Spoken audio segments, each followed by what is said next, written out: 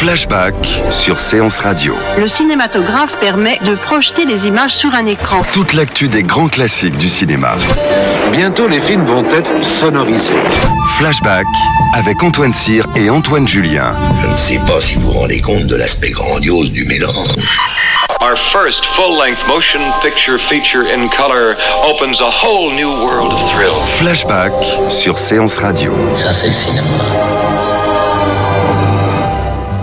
Ce mois-ci dans Flashback, nous recevons Paul Hirsch, le monteur de Star Wars et collaborateur attitré de Brian De Palma.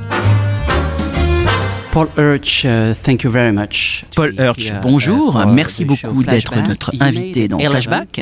Vous avez fait 11 films avec Brian De Palma et je crois que vous avez une anecdote à propos d'Obsession.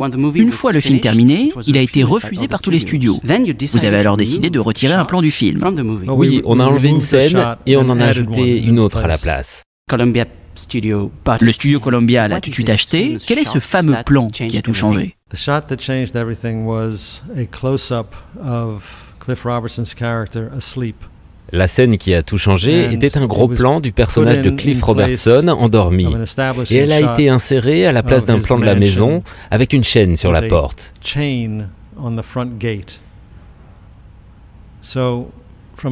D'un point de vue narratif, cela permettait de suggérer que la séquence qui suit devenait une séquence représentant un rêve. Tandis que dans le montage initial, qui avait été montré au studio, ce n'était pas un rêve, mais quelque chose qui était vraiment arrivé. Nous commencions avec la scène du dîner, lorsque Cliff dit à Sandra « Nous devons nous marier demain ». On enchaînait donc sur l'extérieur de la maison, puis directement à l'intérieur, où on voit le mariage qui s'y déroule.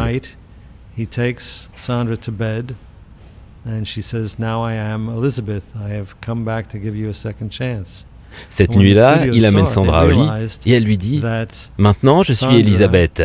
Je suis revenu pour te donner une seconde chance. » Quand les studios ont vu ça, ils ont réalisé que Sandra avait couché avec son père, tout en sachant que c'était son père. Et ils ne voulaient plus rien avoir avec le film. Donc, en substituant ce plan de Cliff endormi, on pouvait dire « Ce mariage n'a pas vraiment lieu. C'est seulement une plongée dans son esprit, une plongée dans son obsession de retrouver son amour perdu. » C'est un rêve, cela ne s'est pas produit, et à cet effet, elle n'a donc pas couché avec lui. Était-ce votre choix ou celui de De Palma? Les monteurs ne prennent pas de décision, ils font juste des suggestions. Des suggestions? C'est le réalisateur qui a la décision finale. Soit le réalisateur, soit le producteur, soit le studio. Cela dépend de qui a le pouvoir de prendre ces décisions. Un de mes amis, Jonathan Lynn, qui est derrière une brillante série télévisée britannique, Yes Minister, me parlait une fois d'une réunion entre la reine d'Angleterre et le Premier ministre, qui vient la voir pour obtenir sa permission de nommer quelqu'un à son cabinet. Et je lui dis « Attends, je ne comprends pas. Je croyais que la reine d'Angleterre n'avait aucun pouvoir sur le gouvernement. »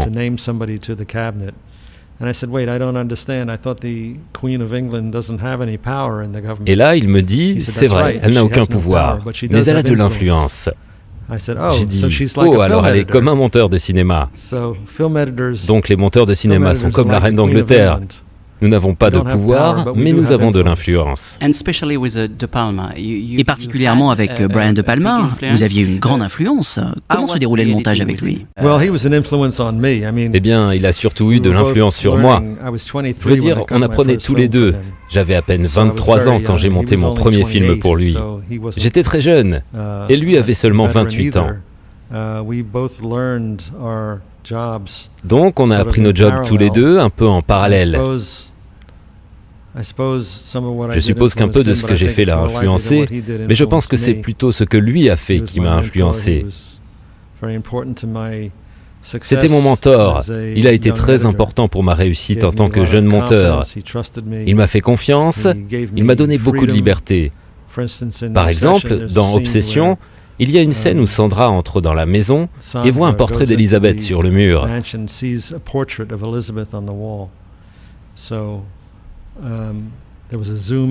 Il y a un zoom sur le visage de Geneviève Bujold et un zoom sur le portrait. Personne ne m'a dit d'entrecouper les deux scènes, mais cela m'a semblé être une façon appropriée de traiter ces deux plans. C'est donc ce que j'ai fait, et quand Brian l'a vu, il a aimé. Donc je fais certains choix, mais c'est toujours sujet à l'approbation du réalisateur. Les gens veulent toujours savoir quelle est la contribution d'un monteur sur un film et combien de choix il a eu à faire. Mais à mon sens, c'est la même chose qu'un acteur. Si ce dernier fait 4 prises d'une scène, il va peut-être faire 4 choix différents. Mais le réalisateur ne choisira de valider qu'un seul de ses choix en disant « c'est celui-là le meilleur ». C'est la même chose pour les monteurs. On fait sans cesse des choix, et la plupart du temps, les réalisateurs sont en accord avec les choix qu'on a faits.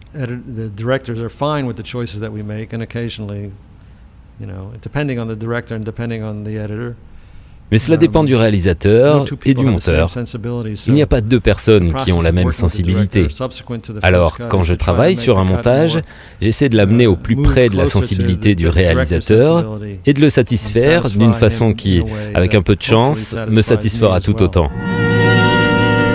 Master filmmaker Brian De Palma now creates Obsession. Michael Cortland has denied a nightmare for 16 years. Now that nightmare will have its revenge. What was she like? Elizabeth. She was very much like you. How did she die? I killed her. Cliff Robertson. Jean-Pierre Bougeaud. I am Elizabeth. To give you a second chance to prove your love. Is it hard work to find the good? Est-ce difficile de trouver la bonne manière de construire une séquence? Eh bien, c'est la nature de ce travail. You put your finger on one of the misunderstood things about editing. We're not just Mais vous mettez le doigt sur l'un des malentendus à propos du métier de monteur. Le montage ne s'applique pas qu'à couper et réduire les choses. Une part importante de ce que nous faisons, c'est aussi construire.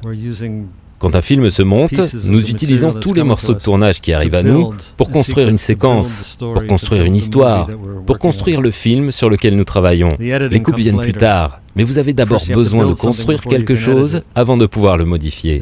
La question du montage n'est pas seulement de retirer les débris, mais la question est de trouver le cœur de l'histoire, de trouver la bonne émotion, le bon rythme, le bon tempo. Quelle est la qualité essentielle pour être un bon monteur? Ou les qualités essentielles?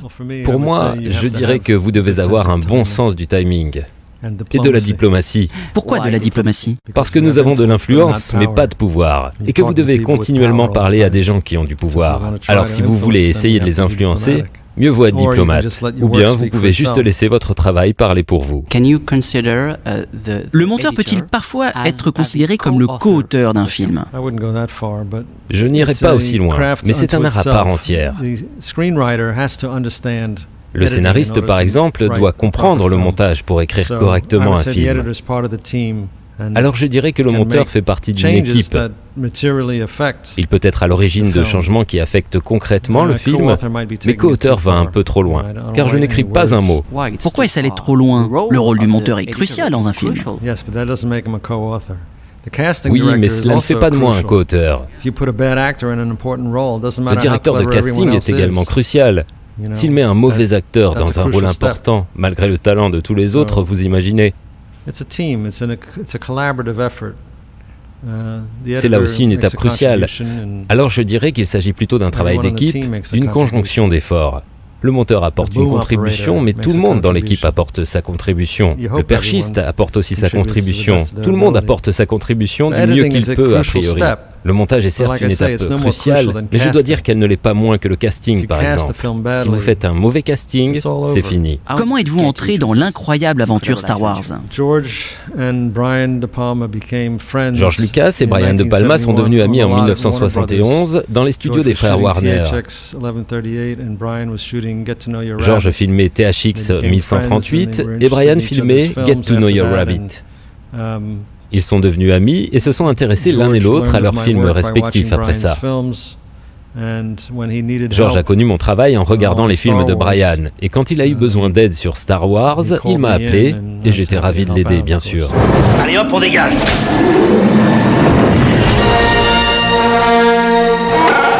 secours, Obi-Wan Kenobi, vous êtes mon seul espoir. Je suis Luke Skywalker, je viens à votre secours. Han Solo, je suis le capitaine du Millennium Condor. Il faut bien que je vous sorte d'ici. Suis ton instinct, Luke. C'est à croire qu'il est protégé par la Force.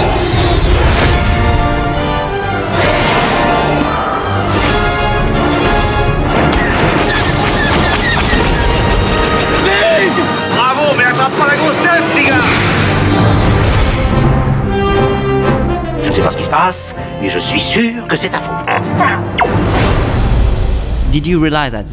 Avez-vous un souvenir précis de cette époque? Réalisiez-vous à ce moment-là que vous étiez le monteur de Star Wars? Ou pas du tout? Vous travaillez juste sur un film de science-fiction et rien de plus. Il était impossible d'imaginer ce que Star Wars allait devenir, parce qu'aucun film n'est jamais devenu ce que Star Wars est devenu. Il n'y avait aucun moyen de prédire ça. Qui aurait pu imaginer une chose pareille? Nous pensions que nous faisions un film pour les enfants. Nous ne réalisions pas qu'il allait toucher l'enfant qui est en chacun de nous, même après avoir grandi. Vous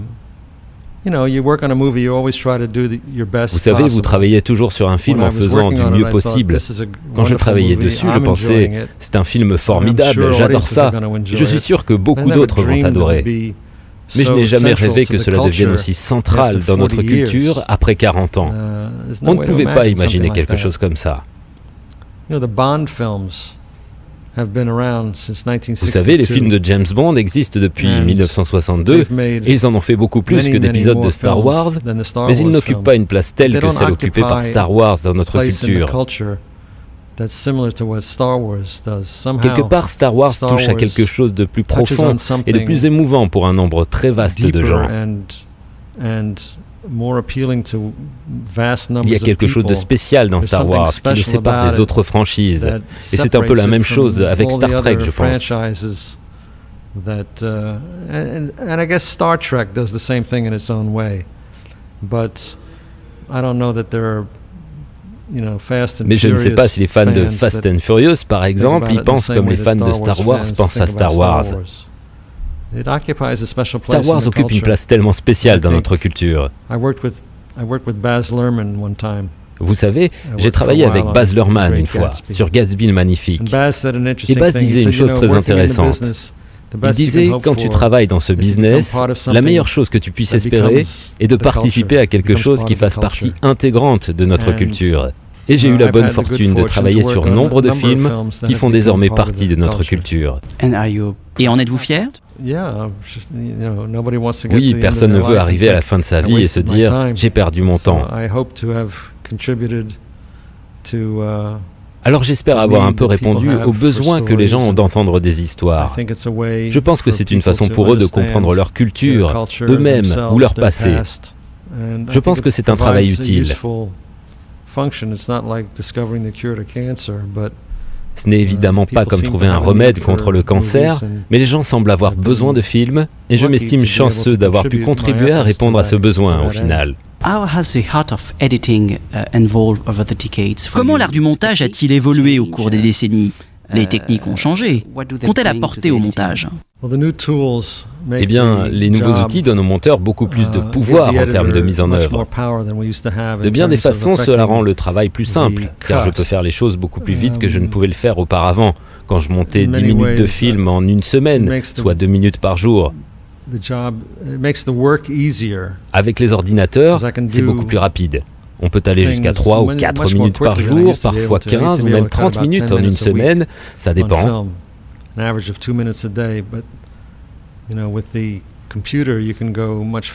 Donc vous pouvez aller beaucoup plus vite. Vous pouvez utiliser des effets pour accélérer le film ou le ralentir et plein d'autres choses comme ça. Effects-wise, of speeding the film up, slowing it down, all sorts of things you can try, but Mais le problème est que cela invite à une participation qui n'existait pas jusqu'alors dans notre travail. Les changements sont allés si vite que les gens peuvent maintenant s'asseoir dans la pièce avec vous et prendre le contrôle des opérations dans un sens qui n'est pas forcément satisfaisant pour le monteur.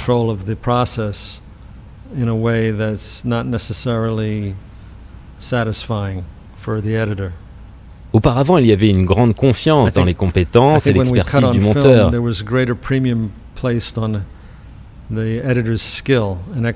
Mais maintenant, ces compétences et cette expertise sont un peu dévaluées et ne sont plus considérées avec la même estime que par le passé. Auparavant, vous coupiez, maintenant, vous pressez un bouton. Oui, il y avait une vraie question de savoir-faire dans notre métier qui a tendance à disparaître aujourd'hui. La dextérité et la rapidité étaient importantes, vous savez. Cela prenait tellement de temps de coller et décoller. Faire des changements rapidement faisait partie des bénéfices que l'on apportait à ce boulot, mais aujourd'hui, on a juste à appuyer sur un bouton, en effet. De quel film êtes-vous le plus fier? Et pourquoi celui-là? C'est celui pour lequel on se souviendra de moi. Vous venez de recevoir un prix pour l'ensemble de votre carrière au festival Camérimage en Pologne. C'est une belle distinction. Vous pouvez nous le dire en français? Je suis très honoré par le prix qu'on m'a donné les cinématographes en Pologne. C'était un prix très généreux et je l'apprécie beaucoup. Un grand merci à Pierre Filmon et au cinéma Le Grand Action pour la réalisation de cette interview. J'en profite pour signaler la réédition des entretiens de Brian De Palma par Samuel Blumenfeld et Laurent Vachaud, édité chez Carlotta, dans une version révisée et mise à jour. Cette nouvelle édition est accompagnée de 6 DVD du cinéaste: Phantom of the Paradise, Fury, Pulsion, Body Double, Blowout et Scarface. Flashback sur Séance Radio. Le cinématographe permet de projeter des images sur un écran. Toute l'actu des grands classiques du cinéma. Bientôt, les films vont être sonorisés. Flashback avec Antoine Cyr et Antoine Julien. Je ne sais pas si vous vous rendez compte de l'aspect grandiose du mélange.